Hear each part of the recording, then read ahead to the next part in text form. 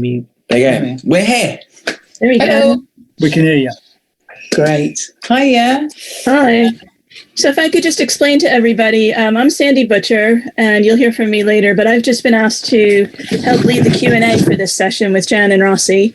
The way it's worked is they've given me some questions that they have thought about ahead of time, and we're just going to jump right into it. But as Greg said, please feel free, Jan and Rossi, to introduce yourselves as you get your first question, okay?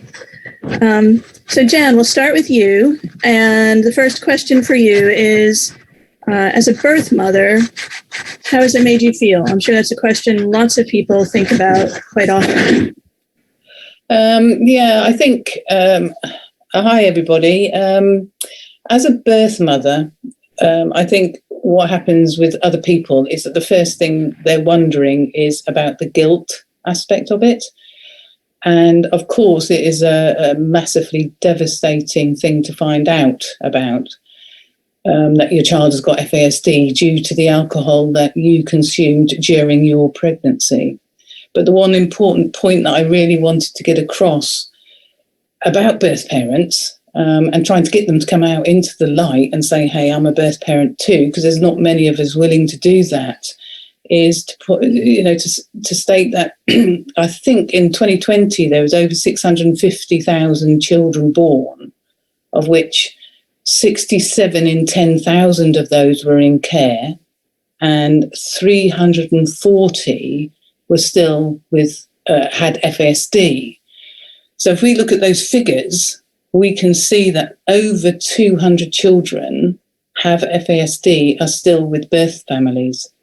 And so that kind of equates to the figure that I read somewhere, that 72% of birth parents, like me, didn't know, reasonably well educated, good employment, unless you're a carer, obviously, which is a fantastic job, and in stable home lives. And that's kind of where I want to get to with this, and to remove the stigma and the shame that a lot of birth parents hide from. So Jen, just a quick one to you as well to follow up on that. How did you find the support, and what support were you given? Well, finding the support, I really needed a roadmap. There wasn't any. I had no idea. So what I did was I started walking along the path pointed out by teachers that was everything okay at home? Is Rossi okay? He's behaving in XYZ way. And I just began to pick up labels for him. So we picked up the ADHD, we picked up the epilepsy, we picked up the autism, and I just kept marching on. And eventually one day I was researching, because none of these fitted.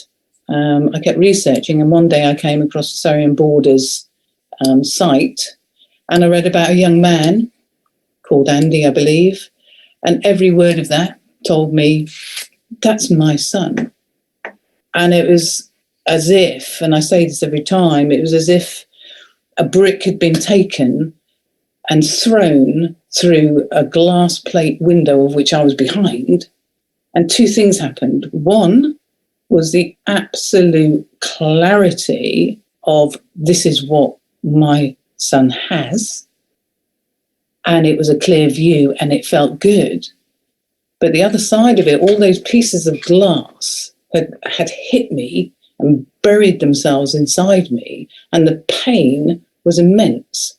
So I had this juxtaposition of feelings, but the main one was, I've got an answer and I can do something with this.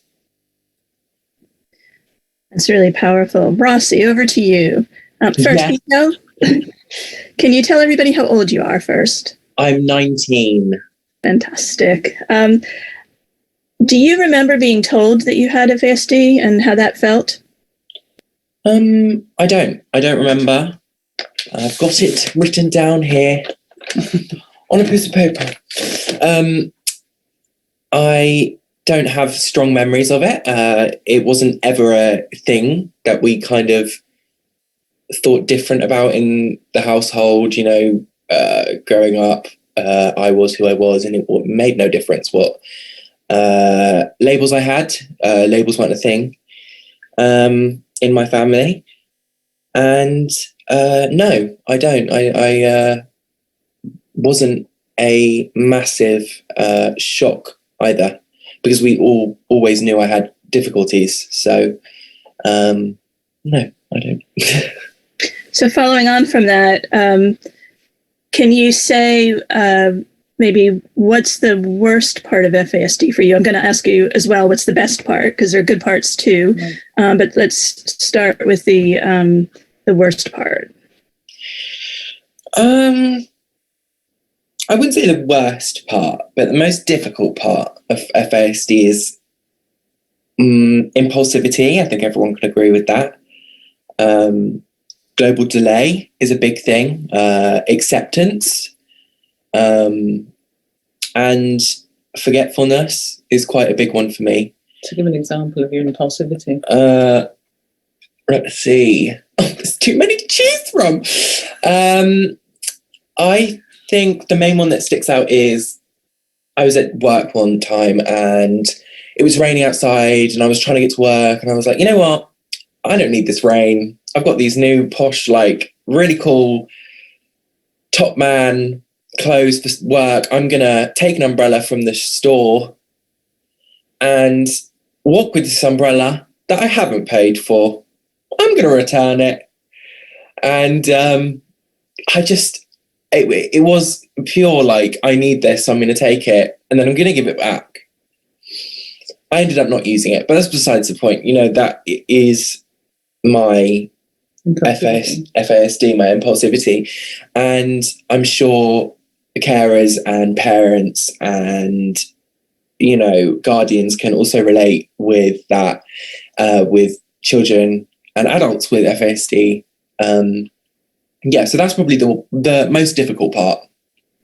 And then what parts of you do you think are positive because of FASD? Again, these are questions that Rossi and Jan have given me to prompt along the discussion. I'm not making these up on my own here. But they're good questions. You should have kept that one. My favourite part is my spontaneity and creativity. Again, spontaneity goes side and side with impulsivity. So they kind of counteract each other, but in a good way, yin and yang. We are very spontaneous people in this household. We love to just up sticks and, I don't know, go to Wales or something. We're crazy people. And that's probably my favourite thing about FASD. Alongside my creativity, I've been able to, you know, flourish in the outdoor aspect of FASD, the makeup. I'm a makeup artist. That's what I love. And I truly do believe that everyone has a special ability with FASD, that they can flourish and, you know, take that. That is my favorite part for sure. 100%. Fantastic. And what would you say to people living with FASD? I would say, I'm going to read it because this is like a little speech. A diagnosis doesn't mean life or death. It is just a fact on a piece of paper. I don't want people with FASD to stop their lives just because they got a diagnosis. I would say, don't be lazy and get up. And as my mother says, always find your own brilliance. And to add on to that, you know, don't think yourself less. Find your own group who accepts you. It may take a long while. I always introduce myself with my disabilities, even though it was a long journey to doing that. Learning how to accept yourself, acceptance is a really big deal. And that's what I would say. Find your own brilliant, you know.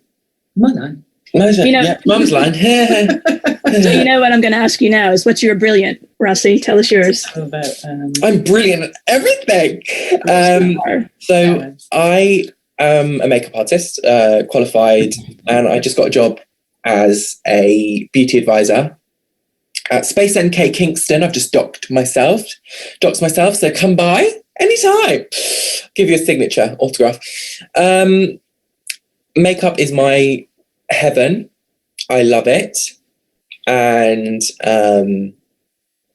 I channel my confusion with FASD and all my other disabilities that I've got in my little shopping basket into makeup.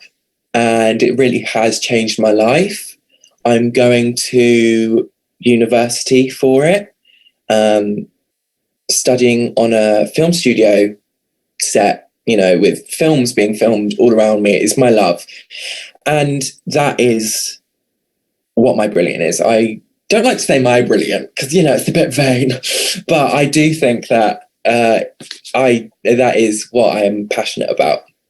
And you are brilliant at it. I mean, Rossi does live makeover shows that you might see sometime on the internet. He's been an advisor on national projects that you're going to hear more about later. You might have seen him in the song earlier.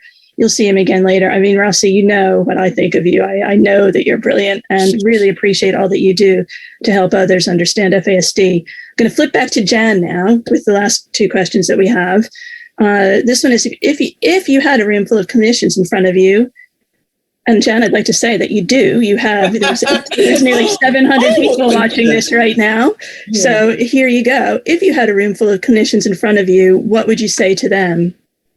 What I would say to you guys, and obviously the attendees, and I'm sure most of the attendees would be agreeing with this, is that myself, as a birth mum, reasonably well educated, could you just move that, darling? Ross is playing with the computer. I'm trying to make us a little bit brighter so you guys can see, but anyway. So what I would actually really hope going forward, and I think it's been covered quite a lot by some of the speakers, is that to ask the question. I have never been asked, did you drink while you were pregnant? And I appreciate the respect that I'm being given by the clinicians, but I wish that I was asked. And I believe that it's not asked because it's a super awkward question for them to ask, because it's going to hurt the person that they're talking to. But I really, really 100% believe that a birth mother, any mother, whether they've got an alcohol problem, a drug problem, do not set out to hurt their child. So where I asked at the time, have you been drinking? I could have lied, but I could have sat there and thought, oh, yes, I have. Why? And I could have been given the information.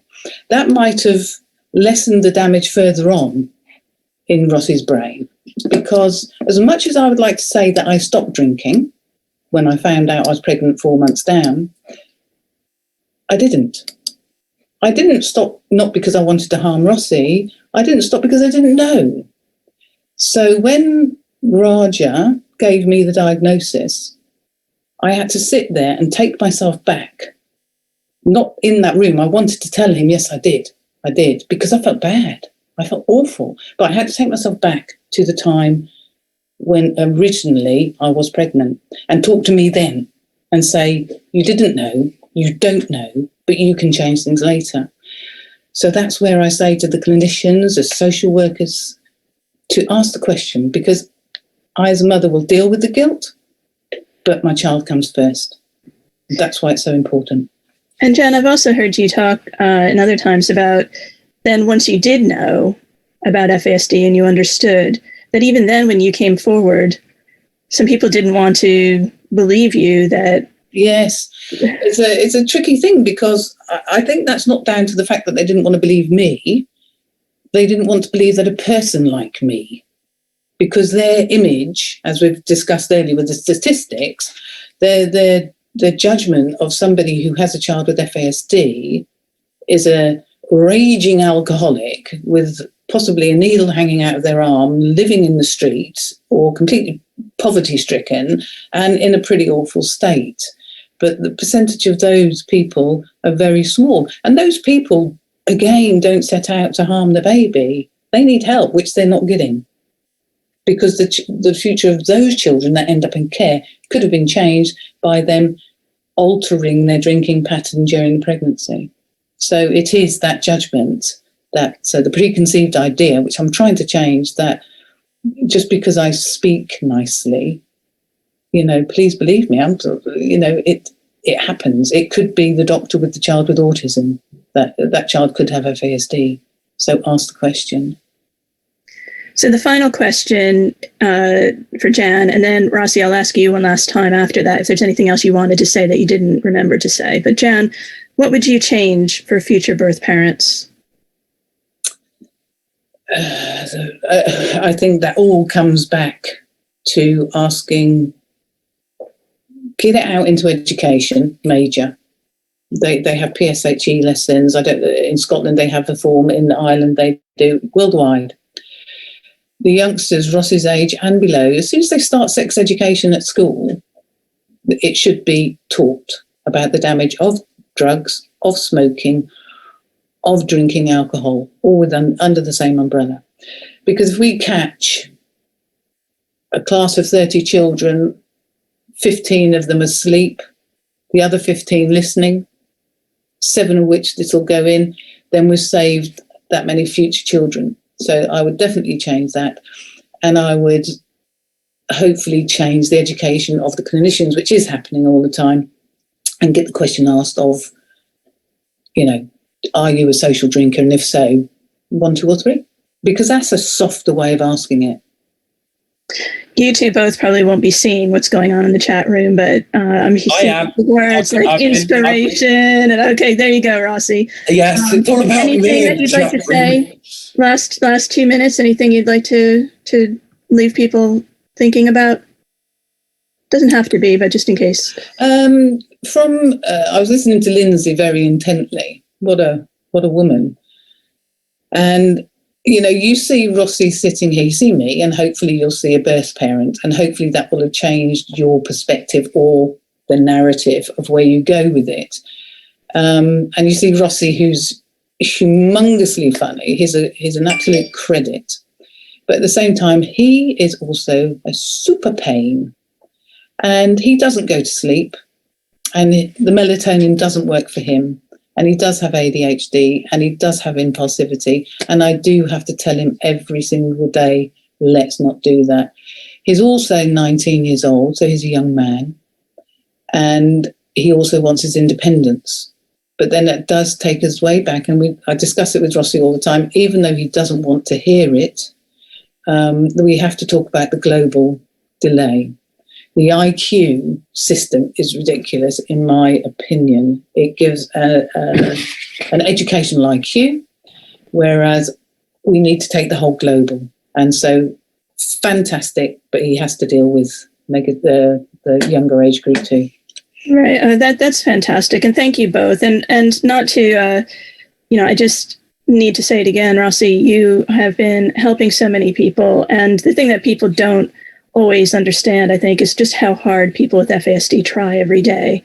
And you try and you overcome, and you not only overcome, but you try to help other people too. So we all owe you a great deal of thanks. And thank you both for what you do.